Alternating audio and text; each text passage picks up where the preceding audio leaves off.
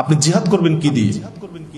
আমাদের জিহাদের সংজ্ঞা, জিহাদের ব্যাখ্যা আমরা অনেক ভাবেই করি, এবং জিহাদ সম্ভবত সবচেয়ে মাজলুম পরিভাষা জিহাদ আমাদের দ্বারা।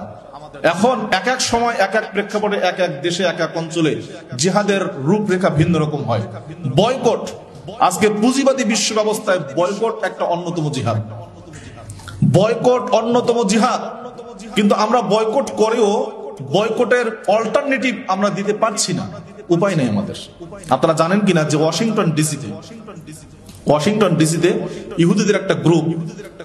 ইহুদিদের একটা নির্দিষ্ট গ্রুপ সেখানে বসবাস করে, এবং সেই গ্রুপের লোকেদের একটা বিশেষ বৈশিষ্ট্য হলো তারা, তাদের অঞ্চলে সুপার শপ আছে, তাদের সবকিছু আছে, তারা বাইরে থেকে কোনো পণ্য তাদের আনতে হয় না, বরং তাদের পণ্য বাইরে তারা রপ্তানি করে।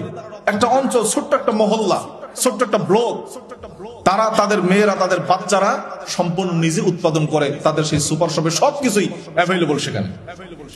আমরা তো সেই উৎপাদনশীলতা হারিয়ে ফেলছি।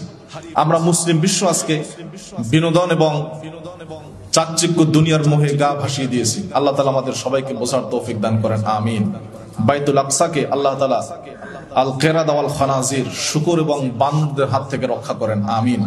মুসলিম উম্মার সিংহ শার্দুলদেরকে আরেকবার পুনর্জাগরিত হওয়ার তৌফিক দান করেন। বিশেষ করে শাসক শ্রেণীকে আল্লাহ তাআলা বোঝার তৌফিক দান করেন, যাদের ব্যাপারে আবু মুসলিম আল খাওলানি মুয়াবিয়া রাদিয়াল্লাহু তাআলাকে লক্ষ্য করে বলছিলেন যে আপনি হলেন যে ঝর্ণাধারা, সেই ঝর্ণাধারার মূল। আপনি যদি কর্দমাক্ত হয়ে যান, আপনার থেকে যত নদী নালা প্রসারিত হবে সবগুলো কর্দমাক্ত হয়ে যাবে। সুতরাং শাসক গোষ্ঠীকেও বিজ্ঞ প্রাজ্ঞ হতে হবে, এছাড়া শুধু আমাদের কথায় কাজ হবে না। আল্লাহ তাআলা সবাইকে সমন্বিত উদ্যোগ গ্রহণ করে মুসলিম বিশ্বের এই আশু সংকট থেকে আল্লাহ তাআলা যেন আমাদেরকে হেফাজত করেন, আমিন। ওয়া আখিরু দাওয়ানা আলহামদুলিল্লাহি রাব্বিল আলামিন।